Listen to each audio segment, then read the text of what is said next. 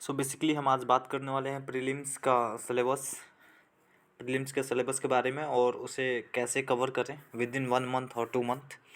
तो देखिए it is next to impossible है कि आप 1 महीने या 2 महीने में प्रीलिम्स का सिलेबस आप कवर कर पाओ, पर फिर भी मैं कोशिश करूँगा कि आपको एक स्ट्रक्चर्ड वे में एक सिनेरियो दिखाऊं कि कैसे कवर हो सकता है। I am not saying that you are capable to handle it, but या अगर आप कोशिश करो तो हो सकता है।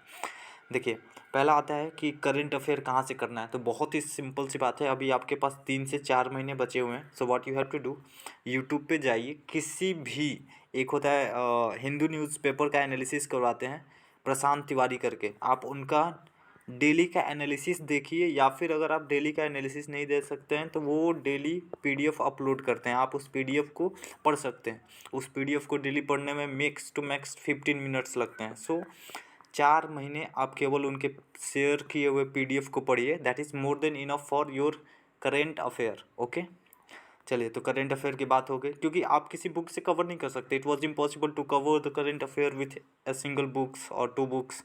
ठीक है, इंडियन हिस्ट्री की बात करते हैं। तो इंडियन हिस्ट्री के लिए सबसे सिंपल तरीका है कि आप रमेश इंडियन हिस्ट्री के लिए आप मॉडर्न हिस्ट्री का बुक उठाइए, किसी का भी उठा सकते हैं, जो अहिर करके आती है, स्पेक्ट्रम की बुक हो गई। तो उसमें आपको कुछ नहीं करना है, स्पेक्ट्रम के बुक के हर एक चैप्टर के एंड में समरी दिया हुआ है। क्या हुआ है? समरी दिया हुआ है, आपको केवल समरी पढ़ना है। मुश्किल से मुश्किल 34 चैप्टर्स हैं उस, और एक एक पेज की समरी है, केवल एक एक पेज की समरी है। यूपीएससी प्रीलिम्स के लिए मोर देन सफिशिएंट है अगर आप समरी केवल याद कर लीजिए। मतलब आपके पास max to max 34 to 50 pages होंगे। पेज, मैं पढ़ने की बात नहीं कर रहा हूँ, page means only 25 page complete. तो आप 50 पेज तो पढ़ ही सकते हैं, और पढ़ना है केवल, you do not have to do anything else. Okay, चलिए, तो आपका हिस्ट्री भी कंप्लीट हो गया, और इससे ज़्यादा कुछ नहीं करना है। एंशिएंट वंशिएंट नहीं जाना है, वो कवर नहीं हो पाएगा आपसे। अगर आपने पहले से पढ़ रखा है, that is more than good for you, that you are going to revise that of all thing. But आपने अगर इतना नहीं पढ़ा है तो this is more than sufficient for the modern history. Okay, अब चलिए हम बात करते हैं, हिस्ट्री हो गया। इंडियन ज्योग्राफी की बात करें तो बहुत ही सिंपल सी बात है, आपको कुछ नहीं करना है। क्लास 11th की और 12th की एनसीईआरटी ऊपर ऊपर पढ़ना है। कैसे पढ़ना है? ऊपर ऊपर, ऊपर ऊपर इन द सेंस कि आप पिछले 4 सालों का पेपर उठाइए और उसमें खुद से एनालिसिस करिए, किसी और से नहीं। You should have to analyse your self कि कैसे कैसे क्वेश्चन पूछे हैं। फिर आप क्लास 11th और 12th की केवल ज्योग्राफी कर लिए, that is more than sufficient. खत्म। ओके, इंडियन ज्योग्राफी और वर्ल्ड ज्योग्राफी हो गया। इसके अलावा आपको कुछ भी एक्स्ट्रा नहीं करना है, ठीक है। और अगर आप कर सकते हो तो that is well and good, but मेरे हिसाब से 4 महीने में शायद पॉसिबल नहीं है। इंडियन पॉलिटी की बात करें, इंडियन पॉलिटी के लिए मुझे लगता है कि आपने किया होगा, जो कि लक्ष्मीकांत की बुक होगी, एम लक्ष्मीकांत। अगर आपने पढ़ा नहीं है तो बहुत ही मुश्किल है आपके लिए, पर अगर जिनने भी लक्ष्मीकांत की बुक पढ़ी है तो it is more good for you, that you have to revise all and each and every point from Laxmikanth. मतलब उस बुक का हर एक लाइन इंपॉर्टेंट है। अगर आप गो थ्रू होना चाहते हैं तो लाइन बाय लाइन चले जाइए, क्योंकि लक्ष्मीकांत मतलब पॉलिटी ऐसा होता है जो डिसाइड करता है कि कौन बच्चा यूपीएससी प्रीलिम्स में सेलेक्ट होगा और कौन नहीं होगा। तो आपको सबसे ज़्यादा इंडियन पॉलिटी और गवर्नेंस पे फोकस करना है। इकोनॉमिक्स की बात करें तो इकोनॉमिक्स में केवल रमेश सिंह पढ़ लीजिए, मोर देन इनफ।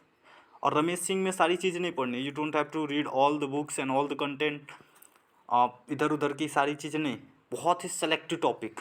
और रमेश सिंह से भी आपको केवल उतना ही पढ़ना है जितना करेंट अफेयर में चल रहा है। जैसे करंट अफेयर में क्या भी चल रहा है, बहुत सारी चीज़ें चल रही हैं। अभी हाल ही में बजट आएगा, जब आप यूपीएससी प्रीलिम्स में बैठोगे उस समय बजट आएगा, तो अच्छा होगा कि एक बार आप बजट 2023 का रिवाइज कर ले, ठीक है।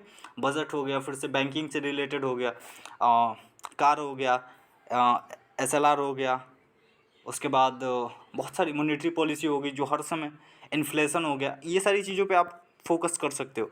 तो Ramesh Singh is more than enough, और उसमें से सारी चीज़ें नहीं पढ़नी, आपको केवल करंट अफेयर से रिलेटेड जो चीज़ें हैं उसी को पढ़नी है, जो डायनेमिक वे में हर रोज़ पूछी जाती है, जैसे मॉनेटरी पॉलिसी क्या हो गया, बाकी इन्फ्लेशन से सीपी कंज्यूमर प्राइस इंडेक्स होता है, फिर से होलसेल प्राइस इंडेक्स होता है, इन सारी चीज़ों पे आप फोकस कर सकते हो, ठीक है। बैंकिंग से रिलेटेड आपको हर साल बैंकिंग से रिलेटेड क्वेश्चन आता है, इन्फ्लेशन से रिलेटेड क्वेश्चन आता है, स्टॉक मार्केट से रिलेटेड क्वेश्चन आता है, तो you should have to focus on that, okay. चलिए अब बात करते हैं कि इकोनॉमिक्स हो गया। इससे ज़्यादा आप बिल्कुल मेरे बातों पर अधेर रहिए, मैं ये नहीं कह रहा कि आप सेलेक्ट हो जाओगे, but your chances of selection is increase, okay, probability will be increases, मुझे इतना पता है। अगर आपने उतना ज़्यादा नहीं पढ़ा है तो it is best time for you कि आप इन सारी चीज़ों पे फोकस करो, ठीक है। देखिए इकोनॉमिक्स हो गया, डेवलपमेंट हो गया, अब देखिए बचा क्या आपके पास, पॉवर्टी। बहुत ही सिंपल सी बात है, कुछ बेसिक चीज़ें होती हैं जैसे जीडीपी हो गया, पॉवर्टी मेजरमेंट हो गया, डेमोग्राफिक डिविडेंड हो गया, सोशल सेक्टर में स्कीम्स हो गए, जो अभी नया नया स्कीम्स गवर्नमेंट लॉन्च कर रहा है, वेलफेयर स्कीम्स हो गया, या फिर old pension, Atal Atal pension योजना था, उन सारी चीज़ों पे आप फोकस कर सकते हो, ठीक है। एक्स्ट्रा इन्वायरमेंट के लिए अगर आपने पहले से पढ़ा है, क्या नाम है, कोई भी पीएमएफ की बुक हो गई, या फिर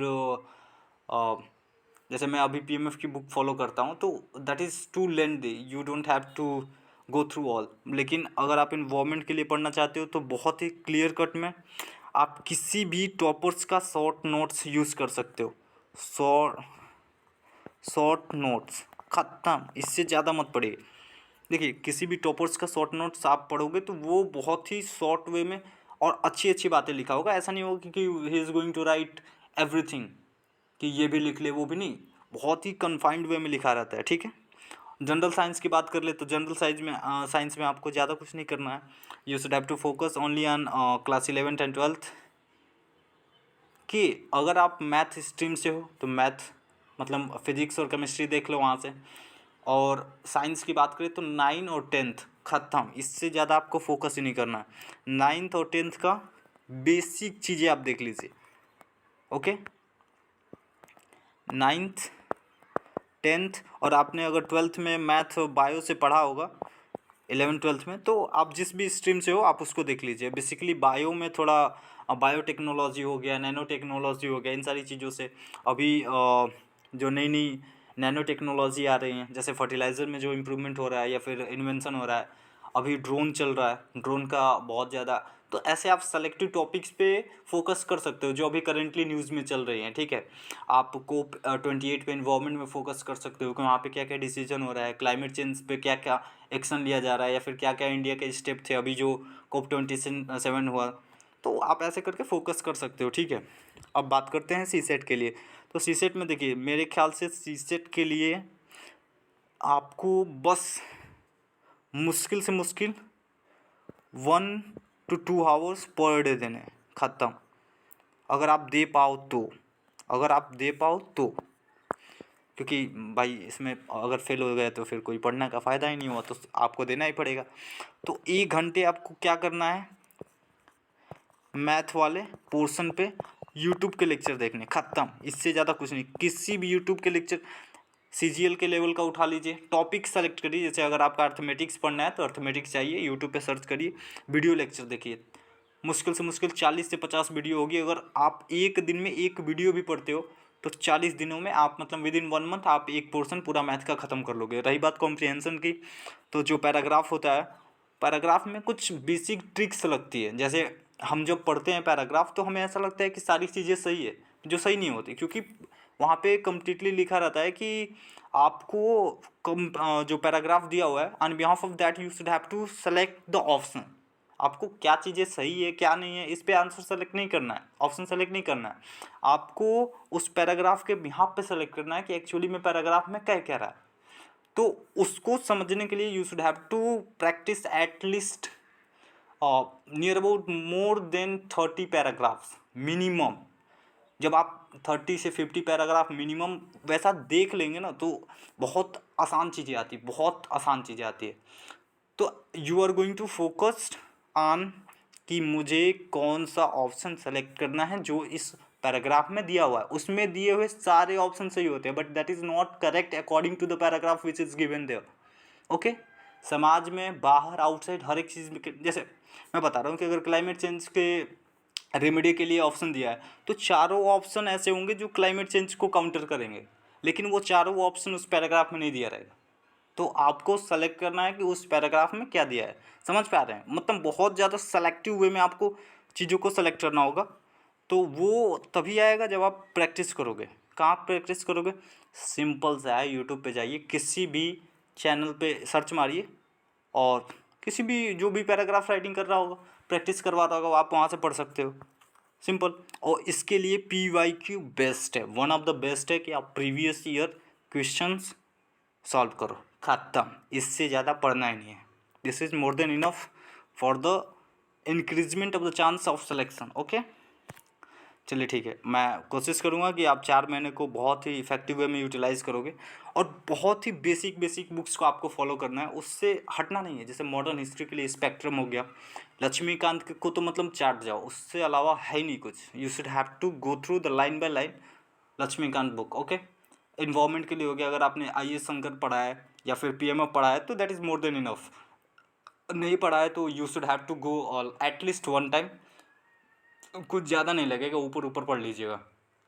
इकोनॉमिक्स की बात करें, रमेश सिंह में हर एक चीज़ नहीं पढ़ना, मैंने बताया सेलेक्टिव टॉपिक पढ़ना है।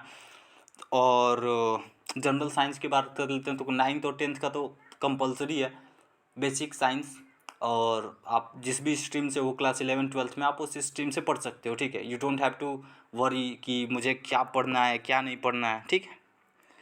और जो भी करंट अफेयर में चल रहा है, जैसे करंट अफेयर मैंने बताया कि प्रशांत तिवारी सर यूट्यूब पे पढ़ाते हैं, द हिंदू न्यूज़ एनालिसिस कराते हैं। आप उनका PDF जो टेलीग्राम चैनल पे वो अपलोड करते हैं, आप उस PDF को मेरे ख्याल से 10 से 15 मिनट लगेंगे। That is more than enough to analyse that PDF and read that PDF। So this is more than enough. अगर आपने 3 महीने भी कंटिन्यूस उनका PDF पढ़ लिया तो मेरे हिसाब से जितनी भी चीज़ें करंट अफेयर में चल रही है ना, वो आपको सब they will in a very effective manner cover all the topics which is going in the current affair. Okay, so this is all about the preliminary and all the best for you. और मेरे हिसाब से best ही होगा कि अगर आपने जो पढ़ा है, so first adhere to that and revise all the things. उसके बाद आप फोकस करिए कि आपका कोई भी डायमेंशन छूटे ना। मैंने क्या बोला? आपका कोई भी डायमेंशन छूटे ना। You should have to go through all the dimension, क्योंकि अगर आपने एक बार भी उस चीज़ को सुना होगा ना, so your mind is just working on that कि अच्छा इसको मैंने सुना था, ऐसे नहीं ऐसे होगा, क्योंकि एलिमिनेशन मेथड ख़त्म हो गया। और बहुत सारे ट्रिक जो यूज़ करते थे प्रीलिमिनरी पेपर में कि ऐसे कर लेंगे वैसे कर लेंगे, वो सारी चीज़ें ख़त्म हो गई। अब पेयर वाइज क्वेश्चंस या फिर ऑप्शन आ रहे हैं। So it was quite difficult, और शायद इस बार का भी पेपर कुछ ज़्यादा इफेक्टिव हो या फिर चेंजिंग हो। So you should have to focus और एट लिस्ट रिवाइज करिए मैक्स टू मैक्स एक किताब को 4 बार मिनिमम। अब आप एक दिन में एक किताब को रिवाइज कर रहे हैं या एक महीने में एक किताब को रिवाइज कर रहे हैं, that is completely up to you, but you should have to focus and revise at least 4 time, minimum 4 time. Okay, so focus and thank you.